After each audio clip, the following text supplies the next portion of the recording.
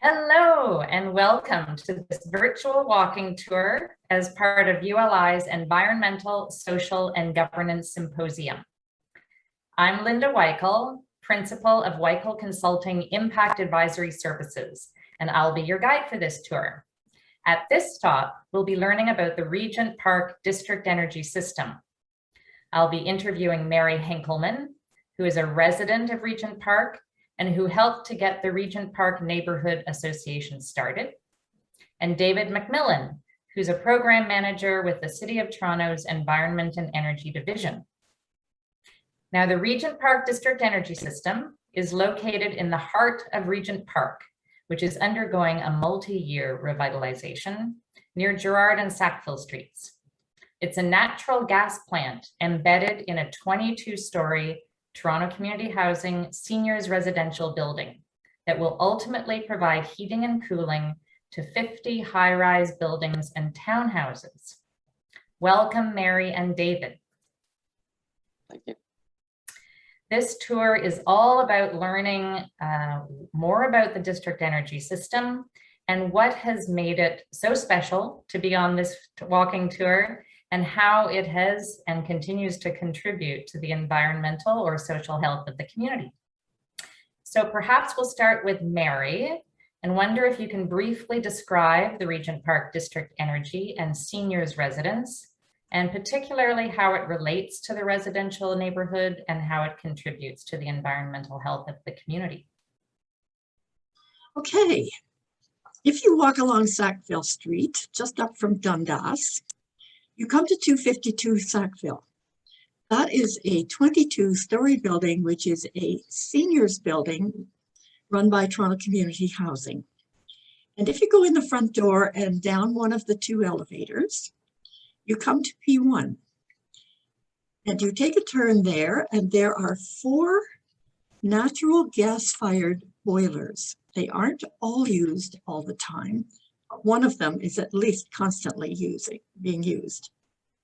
If you go down one floor more to P2, there are 3 electric centrifugal chillers, and also a room that could be used and is now used, I understand, for combined heating and power. And then under the ground, all over the neighborhood, is an entire network of hot and cold insulated pipes. And these meet up with interchanges in all of the buildings. So you don't see any, on a cold day, you don't see any steam rising from any of the buildings except 252 Sackville.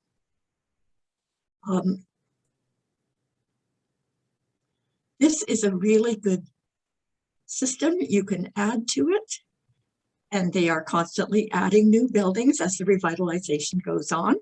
It did feasibility studies in 2004. They started building 2006, and the energy section of it opened in 2009 at the same time as some of the first buildings in phase 1. My building is on this, and it heats all of our hot water. It also does all of our space. There is a pipe that comes up through our vents that is cold in the summer. That comes from the district energy, and that is hot in the summer, and that air gets hot in the winter rather, and that air gets circulated around and keeps our space warm. And I understand in the TCH buildings, the combined power is also, so they're getting supplied with electricity, which will lower the bills. It's far more environmentally friendly, and it's a really good deal. So I'll let David continue. He knows much more about it than me. I feel like we have literally been on a tour. That was great. And David, would you tell us like what's special about this, and how is this contributing to our a more, I guess, sustainable and resilient environment? Yeah, so what's special about district energy is that it's something that can grow and evolve as Regent Park does. And I think it's truly the flexibility that makes it a sustainable energy story. At the time when it was first started, as Mary said, they looked at different options for energy sources. Natural gas was the cheapest, but going forward, that business case is going to change because of carbon pricing, Toronto Green standards. It will drive it so that future buildings will have to start to explore renewable energy sources. It could mean some combination or both of on-site renewable energy sources at the buildings, or actually making changes at the central plant itself to incorporate them. And that's the value of district energy, is you can do that at one point, just the central plant, instead of having to renovate 20, 30, 40 buildings, which is much more expensive. So district energy is something that we at the City of Toronto, it's a big part of our climate action plans, provided that the fuel source is a low carbon source. So today, there may still be a component of natural gas, but what we're starting to see is ground source heating and cooling, geo-exchange systems, sewer heat recovery even, and other low carbon technologies. So that the future really for the Regent Park District energy system is moving towards lower temperature renewable energy sources as it grows. That's great, David. Thank you so much. And we know that the focus of this symposium is how the real estate and development industry must focus and increase its focus on social equity, carbon reduction, and other urgent local and global priorities. So I wonder if you could each briefly share your view of the biggest successes of this energy residential project and the biggest challenges. Mary? Well, district energy is certainly not new. The original Regent Park development back in the 40s and 50s had district energy, but it was steam. And steam is very hot. So you lose a lot of energy as you transport it from one building to the next. This district energy is hot and cold water. That doesn't lose as much and therefore is much more energy efficient. They also can make the boilers much more energy efficient. And it gives more space in the buildings. We don't have boilers and chillers in my building. So I think it's been great. And if it reduces costs for Toronto community housing, which is always short of money for repairs, then this is a very wonderful thing. I know they're expensive up front, but that investment, I think, will continue to pay off more and more as the revitalization gets finished in the next, who knows how many years. It's already years past Right. the deadline. Okay, Mary, thank you. And David, do you see any challenges with this project? And if you do, are there ways that you think they're going to be better addressed? Yeah, there are definitely challenges with district energy. It's you're now in the energy business, and it was a new venture for TCH. I mean, as Mary said, there was a system built in the 40s and 50s, but it was a much smaller system at the time, and it was only serving buildings built by TCH. This system now serves both the TCH buildings as well as the buildings that were built by Daniels and the ones that will be built by Tridel in future phases. So now you're in an energy supply business too. You're not only dealing with your own property, but those that are on site, as well as potential future expansion beyond Regent Park. It's not out of the question. So that in itself is a challenge. And there's also different models for doing district energy. As Mary said quite well, there's a lot of upfront capital investment. The way TCH chose to structure it was, build a large central plant that you can sort of add equipment to over time as the demand comes. But that means, requires money up front, and it takes time to recoup that investment. So that's been a challenge as well. But as Mary also said, we're still many years from finalizing the revitalization. So on a life cycle basis, it will make sense, but you have to have that vision at the beginning to follow through with it over time. And that's something that, it can be a challenge for, public institutions like TCH. But thus far, it's been successful, and I think the future for it is bright. That's great. Thank you. I'm going to give you a two-part final question. We're now close to 2 years into this pandemic. we're reminded daily of the inequities that so many people experience and the more extreme weather that we're going to see more of. Yet the real estate industry is alive, in some cases thriving, and generally optimistic. So going forward, how would you suggest we harness this continued growth, this continued development to see better outcomes for everyone? And in other words, if you had one message for the real estate and development industry, what would it be? And just briefly, Mary and then David. Okay, this is a mixed income neighborhood. Originally, it was all Toronto community housing.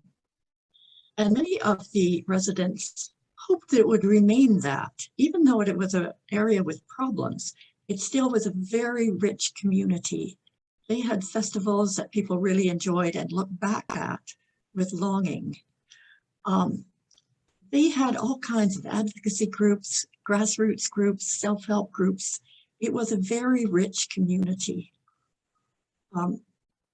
So many of them did not really want a mixed income community. Now that is seen as a panacea for areas of very dense poverty. And if you have an area of dense poverty, it really compounds the issue of poverty. And then it becomes stigmatized, rightly or wrongly, and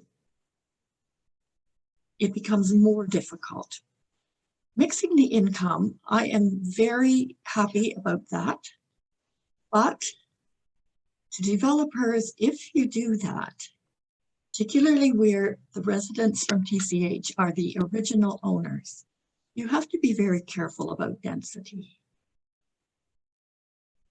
Don't swamp them with market people, because there is a real understandable distrust between TCH and market people like me. That needs a lot of thought and a lot of work. And one reason that I started Neighborhood Association was to try, before we were too far along, to bring both sides of the neighborhood together. That's a tough job. It was reasonably easy to recruit. We went around to recruit residents from every building. I have knocked on most doors and also stood in a lot of lobbies. It was relatively easy to recruit Toronto community housing people.